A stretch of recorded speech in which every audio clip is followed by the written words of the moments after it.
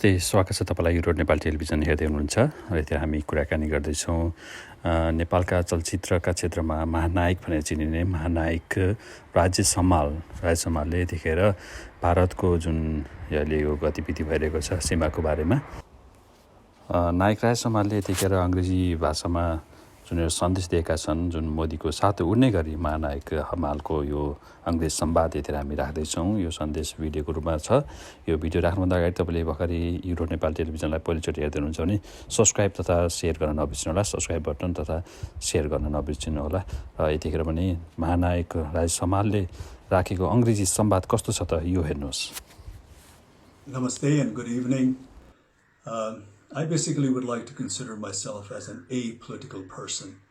But then long ago when I was in college, and I still distinctly remember my political science teacher saying that, if you live in a state, one can be away from politics, but politics, however, will not remain far away from you. And over the years, my experience have taught me exactly the same.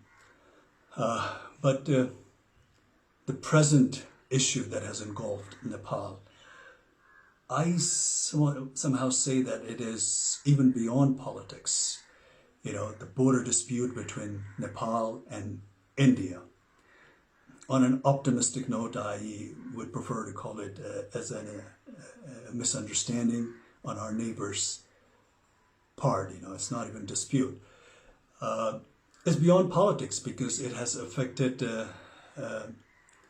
all of us. It has struck the raw emotional chord of every Nepali like myself, irrespective of our backgrounds, of our ethnicity, political affiliation, or religious belief for that matter. And after this incident, most Nepali feel that their pride has been scarred heavily, and the very foundation of being a citizen of an independent, sovereign nation has been, heavily shaken. And this, of course, as we can see from the development of the current situation, is absolutely unbearable and simply unacceptable.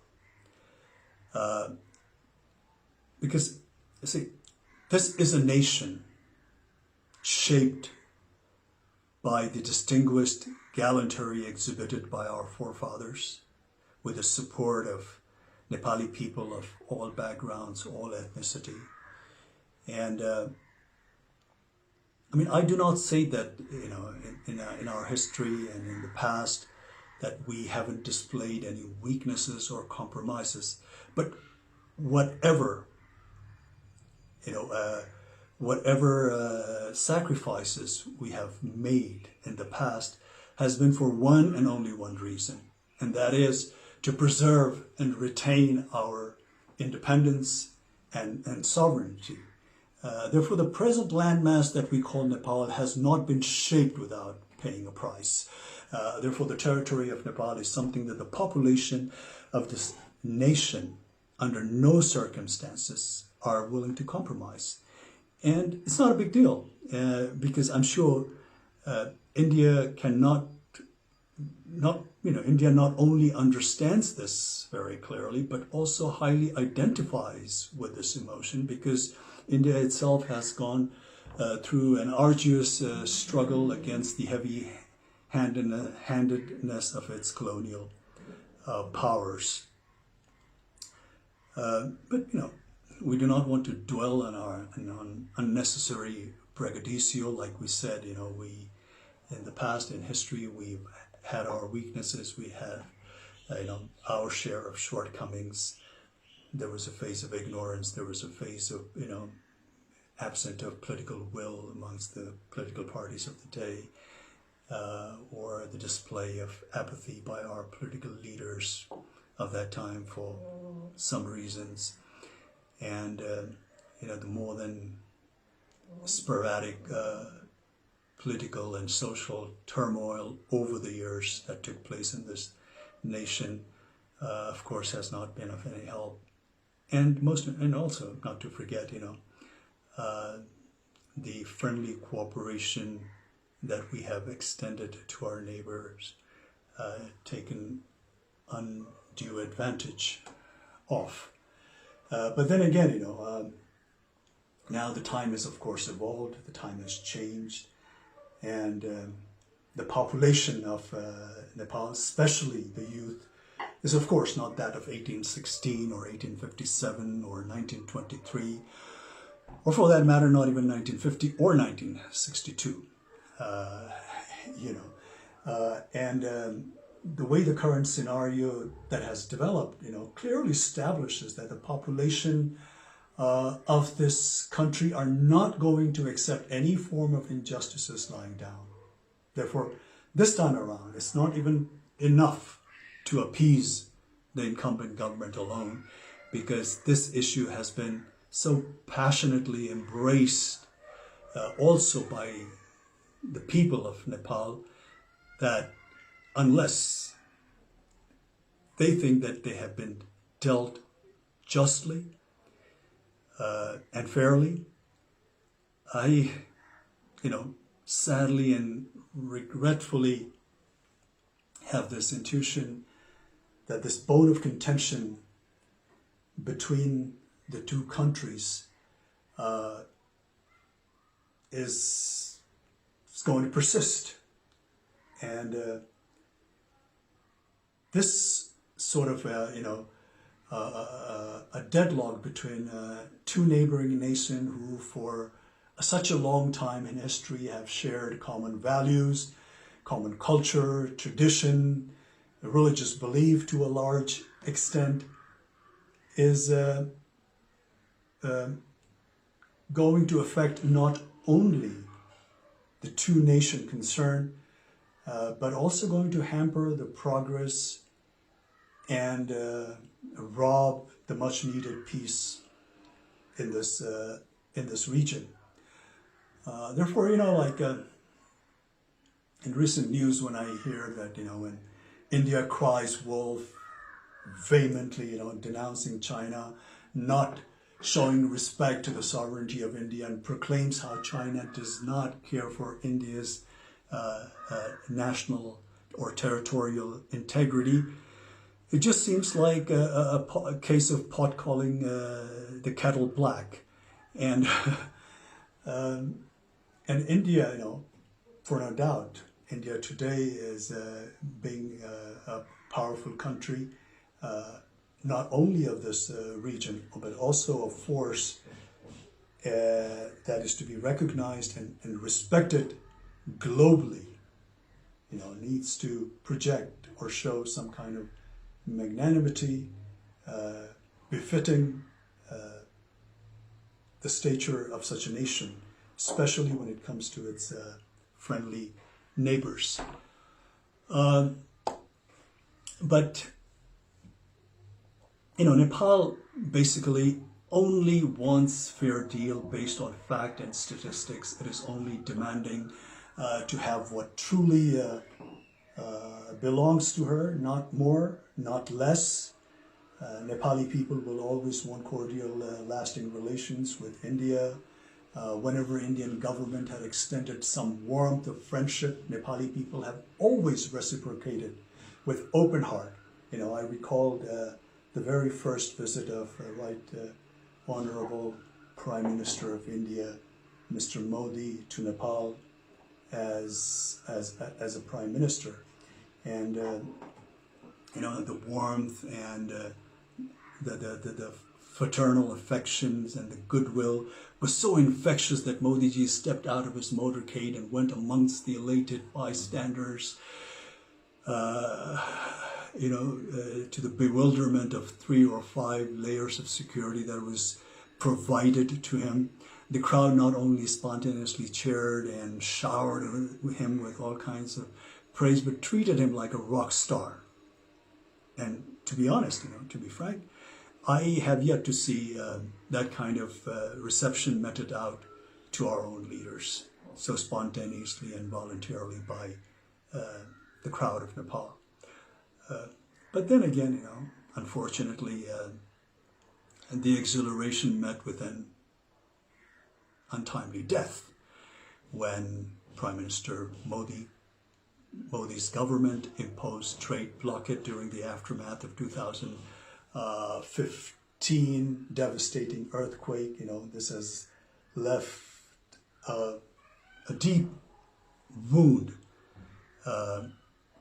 at least to this generation of Nepali people.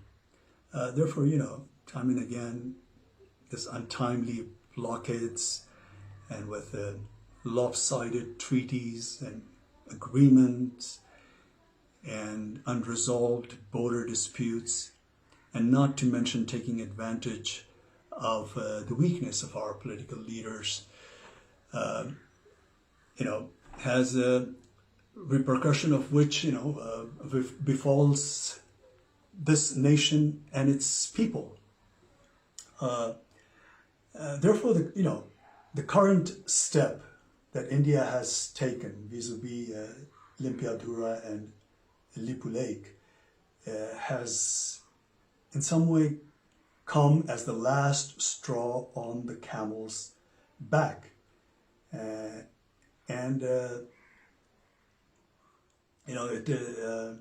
is not at all in the benefit of not only the two concerned nations, but also for the entire SAARC region, to say the least.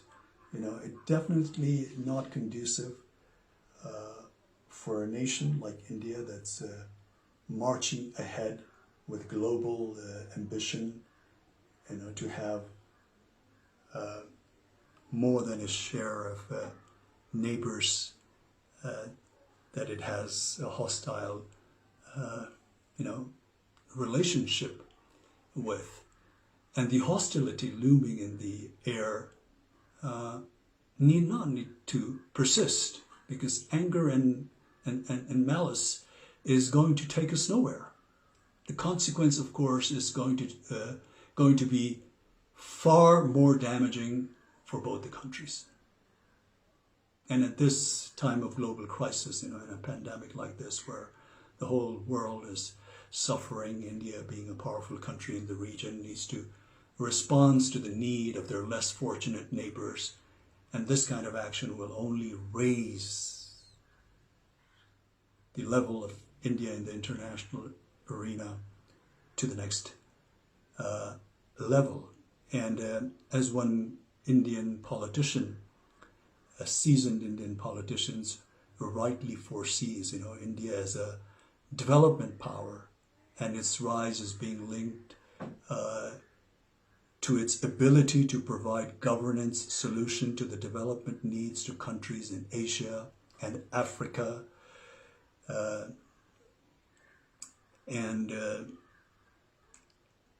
Also, just recently I was fortunate enough to hear the Prime Minister of India, Mr. Modi's address to his nation.